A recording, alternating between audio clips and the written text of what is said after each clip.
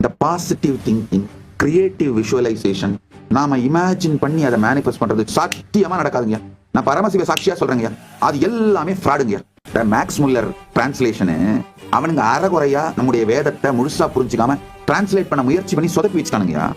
அந்த மெட்டீரியலை படிச்சுட்டு தான் அறகுறையா இதுங்க கிரியேட்டிவ் விஷுவலைசேஷன், பாசிட்டிவ் திங்கிங், அப்படியே இமேஜின் பண்ணி நான் நம்பானியாவே உட்காந்து கத்திட்டு இருக்கீங்க, ஒண்ணும் நடக்காது. நீங்க எங்க இருந்து உருவாகுறீங்களோ அந்த குவாண்டம் ஃபீல்ட டச் பண்ற வரைக்கும் உங்க விஷுவலைசேஷன் எல்லாமே டுவலா தான் இருக்கும். டுவல்னா நீங்க நான் பெரிய பணக்காரன் ஆரம்பிறேன் அப்படின்னு பொழுதே இன்னொரு பக்கம் அப்படியே சந்தேகம் வரும், தருதரம் பிடிச்ச நாய, சோத்துக்கு வழி இல்ல, எதையும் பண்ண மாட்டேங்கிற, எதுவும் வர மாட்டேங்குது, நீ பண்ணாலும் உருப்பட மாட்டேங்குது, நீ எங்கடா மேனிஃபெஸ்ட் பண்ண போற?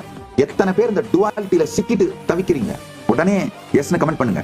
இந்த டுவாலிட்டில இருந்து ஃப்ரீ ஆகிறதுக்கான ஆழமான ஒரு சத்தியத்தை சொல்றேன் கேட்டுங்க. குவாண்டம் ஃபீல்ட் மேனிஃபெஸ்டேஷன் சேலஞ்ச் ரொம்ப சிம்பிள். இன்னைக்கு உட்கார்ந்து நீங்க எதுவா உங்களை நினைக்கிறீங்களோ அது எங்க இருந்து உருவாகுது, அது எப்படி உருவாகுது, அது என்ன மாதிரி அனுபவத்தை உங்களுக்குள்ள கொடுக்குது அப்படின்னு பாருங்க.